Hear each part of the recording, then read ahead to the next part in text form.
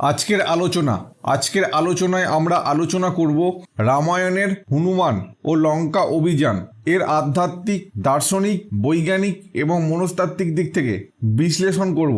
বর্তমান জীবনের উদাহরণ সহ হনুমান ও লঙ্কা অভিযান আধ্যাত্মিক ব্যাখ্যা। হনুমানের লঙ্কা অভিযান কেবল রাবণের বিরুদ্ধে এক অতিমানবীয় যাত্রা নয়, বরং এটি আত্মশক্তি, ভক্তি, ধৈর্য ও ঈশ্বরের প্রতি সম্পূর্ণ আত্মসমর্পণের এক মহান দৃষ্টান্ত।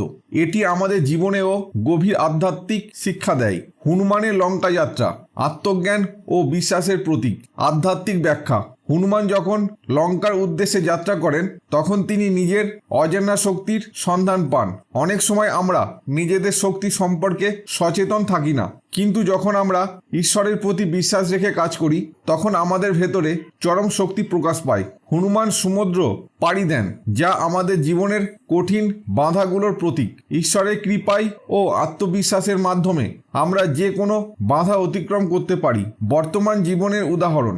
একজন ছাত্র যদি আত্মবিশ্বাস না রাখে তবে সে কোনো কঠিন পরীক্ষায় উত্তীর্ণ হতে পারবে না, কিন্তু যদি সে নিরবিচ্ছিন্ন প্রচেষ্টা ও বিশ্বাস ধরে রাখে তবে সে সফল হবেই। কেউ যদি ব্যবসা শুরু করতে চায় কিন্তু ভয় পায় সে ব্যর্থ হবে, তবে সে জীবনে এগোতে পারবে না। হনুমানের মতো আত্মবিশ্বাস ও অধ্যাবসায়ের শক্তিতে এগোতে হবে। সীতা শুদ্ধ আত্মার প্রতীক।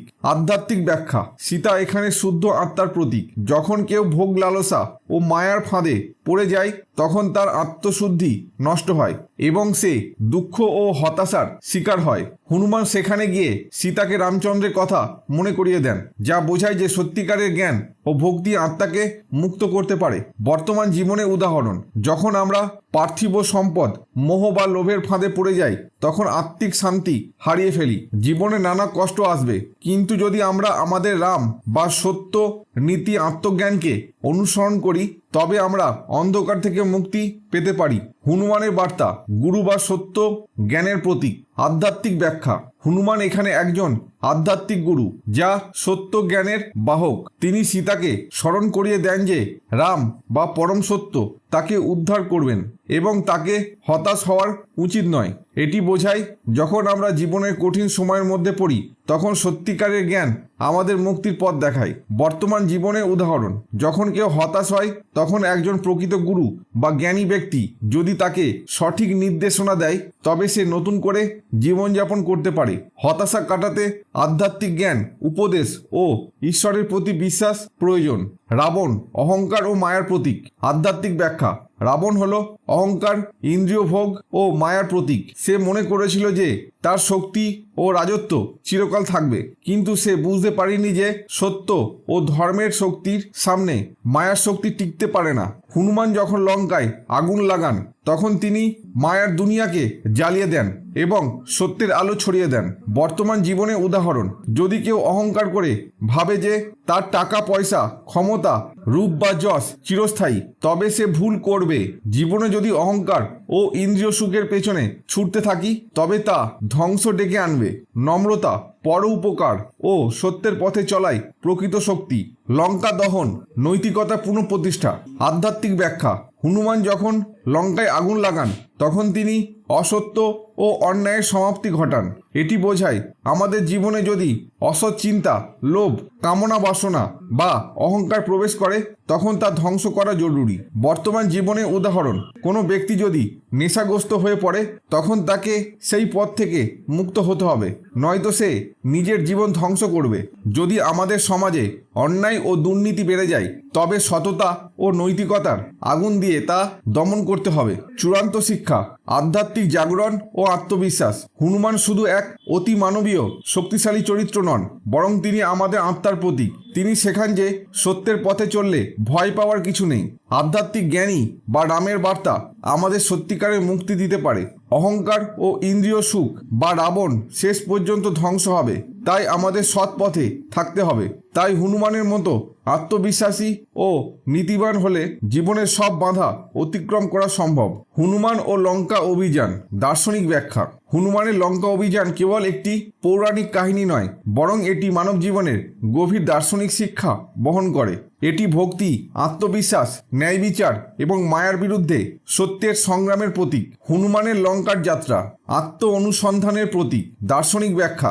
হনুমান যখন লঙ্কার উদ্দেশ্যে যাত্রা করেন তখন তিনি নিজের অজানা শক্তির সন্ধান পান।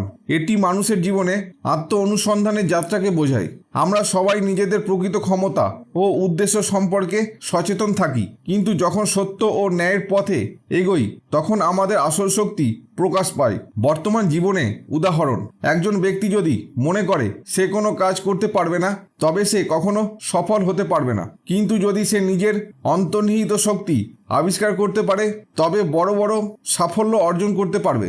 যেমন একজন শিক্ষার্থী যদি ভাবে যে সে গণিতে ভালো নয় তবে সে চেষ্টা করবে না, কিন্তু যদি সে পরিশ্রম ও আত্মবিশ্বাস ধরে রাখে তবে সে একদিন নিশ্চয়ই সফল হবে। সীতা আত্মার প্রতীক এবং লঙ্কা মায়ার জগৎ। দার্শনিক দৃষ্টিকোণ: সীতা শুদ্ধ আত্মার প্রতীক আর লঙ্কা মায়া ও ভোগ বিলাসের জগৎ। যখন আত্মা মায়ার জগতে বা ভোগ, লোভ, অহংকারে আটকে যায় তখন সে দুঃখ পায়। যেমন সীতা লঙ্কায় বন্দী হয়ে কষ্ট পাচ্ছিলেন। হনুমান এখানে বিবেক বা জ্ঞান হিসেবে কাজ করেন। তিনি আত্মাকে মায়ার বন্ধন থেকে মুক্তির বার্তা দেন। বর্তমান জীবনের উদাহরণ: একজন ব্যক্তি যদি কেবল অর্থ, ক্ষমতা বা ইন্দ্রিয় সুখের পিছনে ছোটে তবে সে আত্মিক শান্তি হারাবে। কিন্তু যদি সে সত্য, নৈতিকতা ও আধ্যাত্মিকতার পথে চলে তবে সে আসল সুখ ও শান্তি পাবে।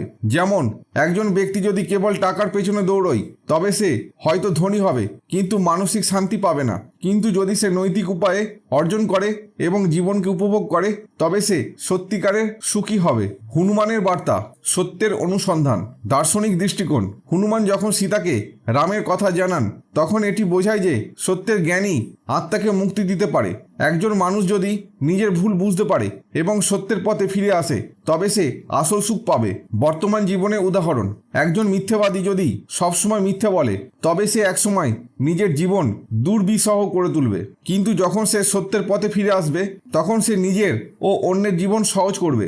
যেমন কেউ যদি প্রতারণার মাধ্যমে সাফল্য পায় তবে তার ভয় থাকবে, সে ধরা পড়ে যাবে, কিন্তু সততার পথে সে চিরস্থায়ী শান্তি পাবে।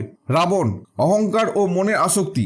দার্শনিক দৃষ্টিকোণ: রাবণ হলো অহংকার, লোভ, কামনা ও মনের আসক্তির প্রতীক। সে ভেবেছিল তার শক্তি চিরস্থায়ী, কিন্তু সে সত্যকে অস্বীকার করেছিল এবং নিজের ধ্বংস ডেকে এনেছিল। এটি বোঝায় যদি আমরা অহংকার করি তাহলে সেই অহংকারই একদিন আমাদের পতনের কারণ হবে।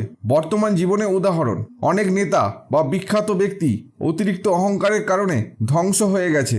যখন কেউ ভাবে সে সবার চেয়ে বড় তখন সে নিজের ভুল দেখতে পায় না এবং ধ্বংস হয়ে যায়। যেমন অনেকে ক্ষমতা পেয়ে গর্বিত হয়, কিন্তু যখন তারা অন্যায় কাজ করতে থাকে তখন একদিন পতন অনিবার্য হয়ে ওঠে।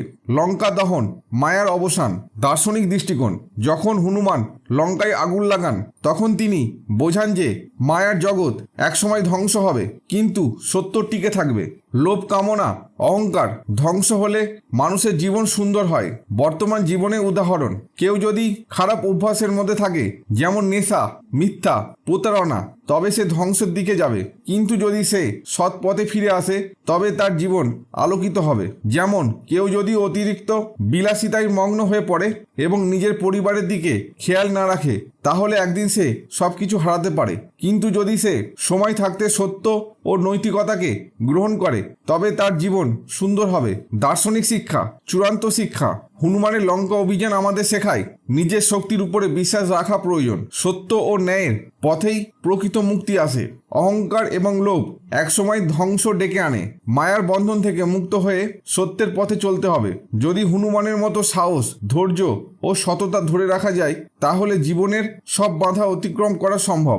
হনুমান ও লঙ্কা অভিযান বৈজ্ঞানিক ও মনস্তাত্ত্বিক বিশ্লেষণ। হনুমানের লঙ্কা অভিযানকে শুধু পৌরাণিক কাহিনী হিসেবে না দেখে যদি বৈজ্ঞানিক ও মনস্তাত্ত্বিক দৃষ্টিকোণ থেকে বিশ্লেষণ করা যায় তবে এটি আমাদের মস্তিষ্কের ক্ষমতা, মনোবিজ্ঞান ও আত্ম উন্নয়নের গভীর শিক্ষা দেয়। হনুমানের লঙ্কা যাত্রা মস্তিষ্কের সীমাহীন শক্তির প্রতীক। বৈজ্ঞানিক দৃষ্টিকোণ, হনুমানের সমুদ্র পাড়ি দেওয়া মানুষের মস্তিষ্কের সীমাহীন ক্ষমতার প্রতীক। বিজ্ঞান বলে আমরা আমাদের মস্তিষ্কের মাত্র 10 থেকে 15% কার্যকরভাবে ব্যবহার করি, কিন্তু সঠিক মনোযোগ, প্রশিক্ষণ ও আত্মবিশ্বাস থাকলে আমরা অসাধ্য সাধন করতে পারি। হনুমানের মতো আমাদের মস্তিষ্কের শক্তি যদি ঠিকভাবে কাজে লাগাই তবে আমরা অসম্ভবকে সম্ভব করতে পারবো। বর্তমান জীবনে উদাহরণ, অলিম্পিক ক্রীড়াবিদরা কঠোর অনুশীলনের মাধ্যমে মানুষের সাধারণ শারীরিক ক্ষমতার সীমা ছাড়িয়ে যান। বিজ্ঞানী আলবার্ট আইনস্টাইন তার মস্তিষ্ককে অসাধারণ বিশ্লেষণ ক্ষমতার রূপান্তরিত করেছিলেন, যা সাধারণ মানুষ করে না। মস্তিষ্কের সঠিক ব্যবহার করলে একজন সাধারণ ছাত্র ও মেধাবী হয়ে উঠতে পারে। সীতা মানসিক স্থিতিশীলতা ও আত্মবিশ্বাসের প্রতীক। মনস্তাত্ত্বিক দৃষ্টিকোণ, সীতা এখানে মন ও মানসিক স্থিতিশীলতার প্রতীক। যখন কেউ ভয়, হতাশা ও মায়ার বা নেতিবাচক চিন্তার ফাঁদে পড়ে তখন সে দুর্বল হয়ে পড়ে। হনুমান যখন সীতাকে রামের বার্তা দেন তখন তিনি বোঝান যখন কোনো ব্যক্তি ইতিবাচক চিন্তা গ্রহণ করে তখন সে মানসিকভাবে শক্তিশালী হয়ে ওঠে। বর্তমান জীবনের উদাহরণ, হতাশাগ্রস্ত ব্যক্তির মনে যদি কেউ আশার কথা বলে তখন সে মানসিক শক্তি ফিরে পেতে পারে। যেমন পরীক্ষায় বারবার ব্যর্থ হওয়া একজন ছাত্র যদি বিশ্বাস করে যে সে একদিন সফল হবে তবে তার আত্মবিশ্বাস ফিরে আসবে। মানসিক চাপ ও বিষণ্ণতায় পড়লে একজন ভালো পরামর্শদাতা বা হনুমানের মতো সাহস দিতে পারে। রাবণ মস্তিষ্কের নেতিবাচক দিকের প্রতীক। মস্তিষ্ক ও নিউরোসায়েন্স দৃষ্টিকোণ, রাবণ নেতিবাচক মানসিকতার প্রতীক। অহংকার, লোভ, ক্রোধ এবং স্বার্থপরতা। মানুষের মস্তিষ্কে দুটি অংশ থাকে, এক প্রিফ্রন্টাল কর্টেক্স বা যুক্তিবাদী চিন্তা ও নৈতিকতা, দুই অ্যামিগডালা বা আবেগ ও ভয় নিয়ন্ত্রণ করে, কিন্তু অতিরিক্ত হলে এটি নেতিবাচক হয়ে যায়। রাবণের অহংকার বোঝায় যখন কেউ আবেগ দ্বারা নিয়ন্ত্রিত হয় এবং যুক্তিবাদী চিন্তা হারিয়ে ফেলে তখন সে ধ্বংসের দিকে যায়। বর্তমান জীবনের উদাহরণ, যদি কেউ রাগের বশে ভুল সিদ্ধান্ত নেয় তবে তার ভবিষ্যৎ নষ্ট হতে পারে। যেমন কেউ যদি রাস্তায় কারোর সঙ্গে অপ্রয়োজনীয় ঝগড়া করে এবং তা বড় সমস্যার রূপ নেয় তবে সে বিপদে পড়তে পারে। নেতিবাচক চিন্তা যেমন আমি কিছুই পারবো না বা আমি ব্যর্থ হব, এগুলো আমাদের মনস্তাত্ত্বিক শক্তিকে নষ্ট করে। লঙ্কা দহন, মানসিক আবর্জনা পরিশোধন। বৈজ্ঞানিক দৃষ্টিকোণ, হনুমানের লঙ্কায় আগুন লাগানো নেতিবাচক চিন্তা ও মানসিক আবর্জনা ধ্বংসের প্রতীক। মানুষের মস্তিষ্কে নিউরোপ্লাস্টিসিটি নামের একটি প্রক্রিয়া আছে যার মাধ্যমে আমরা পুরনো ভুল চিন্তাভাবনা পরিবর্তন করে নতুন ইতিবাচক চিন্তা তৈরি করতে পারি। ইতিবাচক চিন্তা বা প্যাটার্ন যেমন ভয়, হতাশা, রাগ নিয়মিত অনুশীলনের মাধ্যমে বদলানো সম্ভব। বর্তমান জীবনের উদাহরণ, মেডিটেশন ও ধ্যান করলে মস্তিষ্কের গঠন পরিবর্তিত হয়, মানসিক চাপ কমে, ইতিবাচক চিন্তাভাবনা বৃদ্ধি পায়। কেউ যদি প্রতিদিন সকালে 5 মিনিট ইতিবাচক চিন্তা চর্চা করে তাহলে তার মানসিক শক্তি বৃদ্ধি পাবে। অতিরিক্ত স্মার্টফোন ব্যবহারের বদলে বই পড়লে মস্তিষ্কের ফোকাস বাড়ে ও নতুন চিন্তার ধারা তৈরি হয়। হনুমান মনের শক্তির প্রতীক। মনোবিজ্ঞান ও নিউরোসায়েন্সের দৃষ্টিকোণ, হনুমান মানুষের অবচেতন মনের প্রতীক। বিজ্ঞান বলে আমাদের 95% কাজ অবচেতন মন দ্বারা পরিচালিত হয়। হনুমানের মূল শিক্ষা হলো আমি পারি, যা মনস্তাত্ত্বিকভাবে আত্মবিশ্বাসের শক্তি প্রকাশ করে। বর্তমান জীবনে উদাহরণ, কেউ যদি নিজেকে বারবার বলে আমি সফল হব, আমি পারবো, তবে তার অবচেতন মন সেই নির্দেশনা অনুসরণ করে এবং সে সফল হতে শুরু করে। যেমন ক্রীড়াবিদরা তাদের মনের শক্তি কাজে লাগিয়ে শারীরিক সীমাবদ্ধতা অতিক্রম করতে পারে। সফল উদ্যোক্তারা নিজের উপর বিশ্বাস রাখার মাধ্যমে বড় বড় ব্যবসা গড়ে তুলতে পারেন। বৈজ্ঞানিক ও মনস্তাত্ত্বিক শিক্ষা, চূড়ান্ত শিক্ষা, আমাদের মস্তিষ্ক ও মানসিক শক্তি সীমাহীন সঠিকভাবে ব্যবহার করলে আমরা অসম্ভবকে সম্ভব করতে পারি। নেতিবাচক চিন্তা আমাদের মন ও আত্মাকে ধ্বংস করে, তাই তা নিমন্ত্রণ করতে হবে। হনুমানের মতো আত্মবিশ্বাস, মনোবল ও ইতিবাচক চিন্তা থাকলে যে কোনো লক্ষ্য অর্জন করা সম্ভব। নিজের জীবনে নেতিবাচকতা দূর করে ইতিবাচক পরিবর্তন আনাই আসল সফলতা। যদি হনুমানের মতো সাহস ও আত্মবিশ্বাস রাখা যায় তবে জীবনের সব বাধা অতিক্রম করা সম্ভব। আজকের আলোচনা এখানেই শেষ হলো।